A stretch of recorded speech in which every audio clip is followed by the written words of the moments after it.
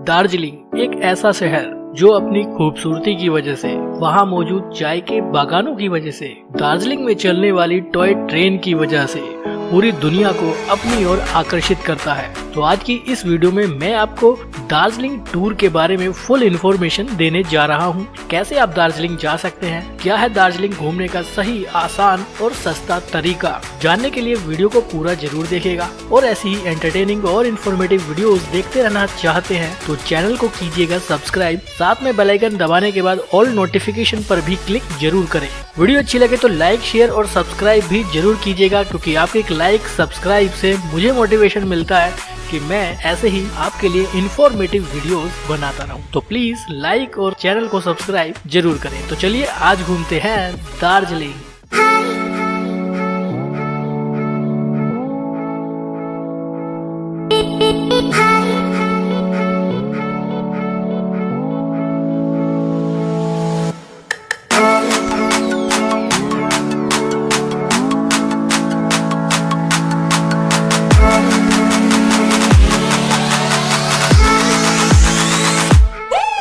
सबसे पहले बात करते हैं कि दार्जिलिंग कैसे पहुंचा जाए। अगर आप बाई फ्लाइट आना चाहते हैं तो नियरेस्ट एयरपोर्ट है बागडोगरा में। बागडोगरा से दार्जिलिंग के बीच की दूरी करीब 70 किलोमीटर है। आप चाहे तो यहाँ से प्राइवेट टैक्सी के थ्रू जा सकते हैं जो 3000 रुपए चार्ज लेते हैं। आप चाहे तो शेयर टैक्सी से भी दार्जिलिंग तक पहुँच सकते हैं। 400 से 500 रुपए आपको पे करने पड़ेंगे। बट अगर आप बागडोगरा एयरपोर्ट से बाय बस दार्जिलिंग जाना चाहते हैं तो आपको 12 किलोमीटर दूर सिलीगुड़ी आना पड़ेगा। सिलीगुड़ी से आपको लगातार बसेस की फैसिलिटी मिल जाएगी, जिनमें टिकट बनता है मात्र 100 रुपए का। अगर आप बाय ट्रेन आना चाहते हैं तो नियरेस्ट रेलवे स्टेशन है न्यू जलपाईगुड़ी में। न्यू जलपाईगुड़ी से दार्जिलिंग के बीच का डिस्टेंस करीब 70 से 72 किलोमीटर है। पहले बात करते हैं कि न्यू जलपाईगुड़ी कैसे पहुंचा जाए। बात अगर दिल्ली की करें तो दिल्ली से बहुत सारी ट्रेन न्यू जलपाईगुड़ी तक जाती हैं, जिनमें सेकंड सीटिंग से फर्स्ट क्लास एसी तक की कैबिन मौजूद है। सेकंड सीटिंग में 400 रुपए का टिकट बनता है, स्लीपर क्लास में 810 से 850 तक, वहीं थर्ड एसी में 1740 से 2640 तक और सेकंड एसी में 2805 से 3770 रुपए तक पे करना पड़ता है। और फर्स्ट क्लास एसी में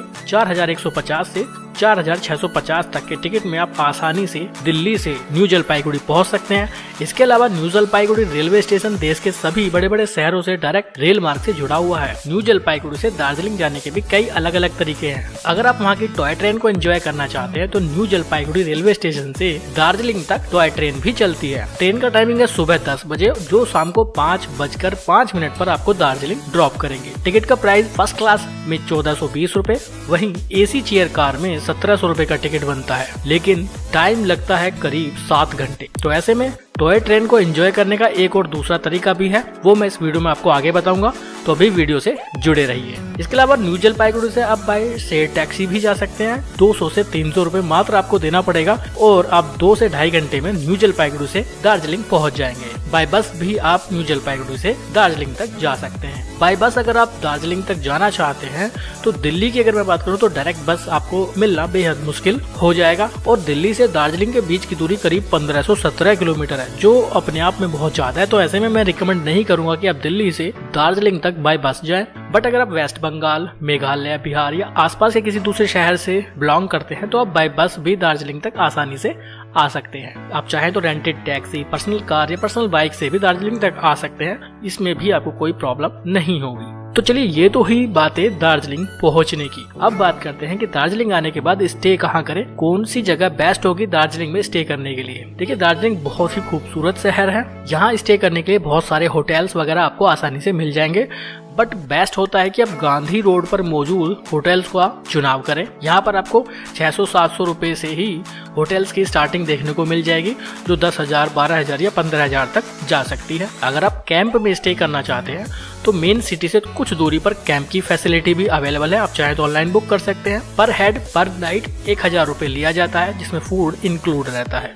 अगर आप सोलो हैं, अकेले चलते हैं, तो आप हॉस्टल्स में भी रुक सकते हैं। हॉस्टल्स का चार्ज 320 रुपए से स्टार्ट होता है, जो 600, 650 तक हो सकता है अकॉर्डिंग टू फैसिलिटी। तो ये हो जाते हैं दार्जिलिंग में स्टे करने के ऑप्शंस। अब बात करते हैं कि दार्जिलिंग आने के बाद क्या क्या करें, कहाँ कहाँ घूमने जाएं, क्या है बेस्ट तरीका साइट सीन का। तो चलिए उस बारे में भी डिस्कस कर लेते हैं।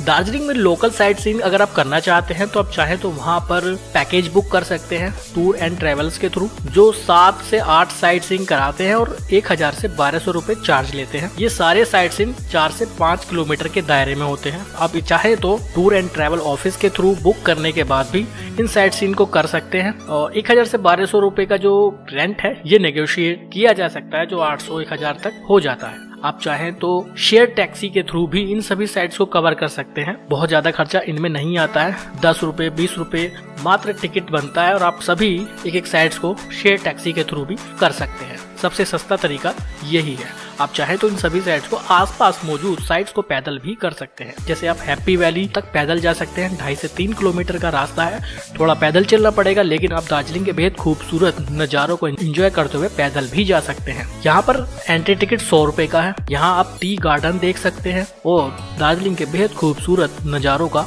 लुत्फ उठा सकते हैं। मैं बात कर रहा था दार्जिलिंग टॉय ट्रेन की। अगर आप न्यू जलपाईगुड़ी से दार्जिलिंग तक बाय टॉय ट्रेन नहीं आए हैं और उसके बाद भी आप टॉय ट्रेन को एंजॉय करना चाहते हैं तो दार्जिलिंग में कुछ जॉय ट्रेन चलती हैं जो दार्जिलिंग से घूम तक जाती हैं। ये सफर 8 किलोमीटर का रहता है। यहाँ पर आप चाहे तो इसको एंजॉय कर सकते हैं और टॉय ट्रेन में लुत्फ उठा सकते हैं। यह 2 अलग अलग कैटेगरीज में टॉय ट्रेन चलती हैं, एक डीजल इंजन वाली और एक स्टीम इंजन वाली। दोनों के टिकट्स अलग अलग है। डीजल इंजन वाली ट्रेन में अगर आप सफर करना चाहते हैं तो टिकट बनता है 1000 रुपए का, वही स्टीम इंजन टॉय ट्रेन का टिकट बनता है 1500 रुपए का। थोड़ा कॉस्टली है, लेकिन 1 घंटा 45 मिनट का सफर रहता है, जिसमें जाना और वापस आने सारा इंक्लूड रहता है। अप एंड डाउन दोनों जर्नी रहती हैं। 10 मिनट का एक स्टॉपेज होता है। आप दार्जिलिंग की सुंदर खूबसूरत वादियों में टॉय ट्रेन को इस तरह से भी एंजॉय कर सकते हैं। लेकिन इसका सबसे सस्ता तरीका भी है। कुछ पैसेंजर ट्रेन भी दार्जिलिंग में चलती हैं, जिनका टिकट मात्र 30 रुपए का रहता है। आप उससे भी दार्जिलिंग की खूबसूरत वादियों को बाय टॉय ट्रेन एंजॉय कर सकते हैं। ये टॉय ट्रेन दार्जिलिंग और घूम के बीच पड़ने वाले बतीसा लूप पर भी जाती है, वहाँ रुकती भी है। 10 से 15 मिनट आप वहाँ घूम सकते हैं, एंजॉय कर सकते हैं, वापस इस ट्रेन में बैठ सकते हैं और घूम जाने के बाद वो रिटर्न दार्जिलिंग आती है। और ये पैकेज 1000 से 1500 रुपए का रहता है। इसके अलावा आप दार्जिलिंग में रोपवे को भी एंजॉय कर सकते हैं। रोपवे का टिकट टाइम सुबह 10 बजे से 2 बजे के बीच रहता है। इसी टाइमिंग में आपको टिकट बुक करना होगा और रोपवे का स्टार्टिंग टाइम सुबह 11 बजे से 4 बजे तक रहता है। टिकट प्राइस 200 रुपए है। एडल्ट की और बच्चों की 150 रुपए रहता है, जो सीजन के अकॉर्डिंग चेंज भी हो जाता है। अगर आप प्राइवेट रोपवे लेना चाहते हैं, यानी पूरा कैबिन बुक करना चाहते हैं, तो 1200 रुपए में पूरा कैबिन भी बुक कर सकते हैं। इसकी टाइम ड्यूरेशन रहती है करीब 20 मिनट। ये राउंड ट्रिप जर्नी होती है। 200 रुपए में आप जाएंगे भी और वापस भी आएंगे। और एंड पॉइंट पर पहुंचने के बाद 10 मिनट का वहाँ स्टे होता है। आप उतर सकते हैं, वहाँ की शानदार सुंदर खूबसूरत नज़ारों को देख सकते हैं।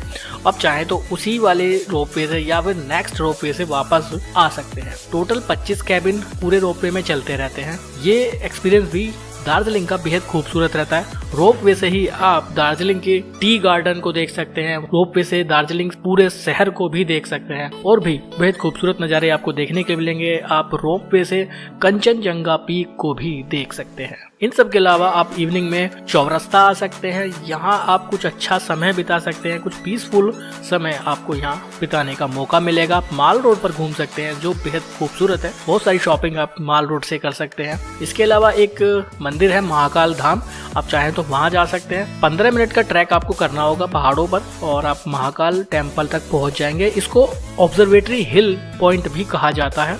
यहाँ से भी आपको माउंटेन के बहुत ही खूबसूरत बर्फ से ढके बहुत ऊंचे ऊंचे पहाड़ भी देखने के लिए मिलेंगे।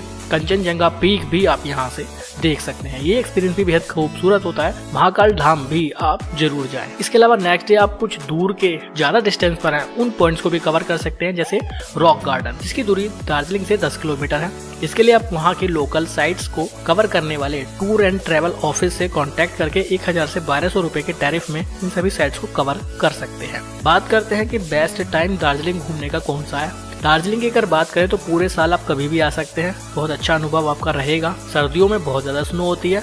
स्नो लवर के लिए बेस्ट है। नवंबर से फेब तक कभी भी आ सकते हैं। फरवरी के बाद पूरे साल आप कभी भी आइए, यहाँ का एक्सपीरियंस आपका बेहद खूबसूरत रहेगा। साल के किसी भी मंथ में आप आइए, गर्म कपड़े साथ जरूर लेकर आइए, क्योंकि यहाँ पूरे साल ठंड पड़ती है। फूड फैसिलिटी से संबंधित भी कोई भी इश्यू आपको यहाँ नहीं होगा। वेज नॉन वेज सभी तरह का फूड आसानी से अवेलेबल हो जाएगा। दार्जिलिंग में घूमने के लिए बहुत सारे पॉइंट्स हैं, सभी पॉइंट्स इस वीडियो में कवर कर पाना बेहद मुश्किल होगा। वहाँ पर बहुत सारे चर्च भी हैं, बौद्ध टेम्पल भी हैं, सभी को आप कवर कर सकते हैं। 2 दिन का स्टे आप वहाँ कर सकते हैं। 2 रात के स्टे में आप पूरे दार्जिलिंग को आसानी से कवर कर पाएंगे। 2 रात सफिशिएंट है दार्जिलिंग को घूमने के लिए। बात बजट की कर लेते हैं। बजट भी बहुत ज्यादा दार्जिलिंग में खर्च नहीं होगा। बात अगर सिर्फ दार्जिलिंग की घूमने की करें तो वहाँ पर आपका खर्चा सिर्फ होटल में होता है, जो 500, 600, 700, 1000 रुपए तक आसानी से मिल जाते हैं। इसके अलावा फूड पर भी बहुत ज्यादा वहाँ पर आपको खर्च नहीं करने पड़ेगा। नॉर्मल रेट्स में सभी तरह का खाना आपको आसानी से मिल जाएगा। और साइट सीन का लिए मैंने बता दिया, अगर आप 2 दिन साइट सीन करते हैं तो 1000 से 1200 रुपए एक डे का हो जाता है। तो करीब 5 से 6000 में आप आसानी से पूरे दार्जिलिंग को घूम सकते हैं। बट अगर आप ग्रुप में आते हैं तो ये और भी सस्ता पड़ सकता है, क्योंकि एक दूसरे के साथ आप शेयर करके भी काफ़ी चीज़ें कवर कर सकते हैं। बट अगर आप पूरी जर्नी को शेयर टैक्सी, शेयर बसेस, इन सब से करना चाहते हैं तो ये और भी ज़्यादा कम बजट में आप इस ट्रिप को एंजॉय कर पाएंगे। तो ये थी दार्जिलिंग की वीडियो। कैसी लगी कमेंट बॉक्स में जरूर बताइएगा। कोई सवाल अगर रह गया है तो वो भी कमेंट बॉक्स में डाल दीजिए। वीडियो अच्छी लगी है तो कमेंट बॉक्स में हमें बताइए। वीडियो को ज़्यादा से ज़्यादा लाइक शेयर करके जाइएगा। चैनल को सब्सक्राइब नहीं किया है तो वो भी कर दीजिएगा। ऐसी ही इन्फॉर्मेटिव वीडियोस आपके लिए हमेशा बनाते रहेंगे। बहुत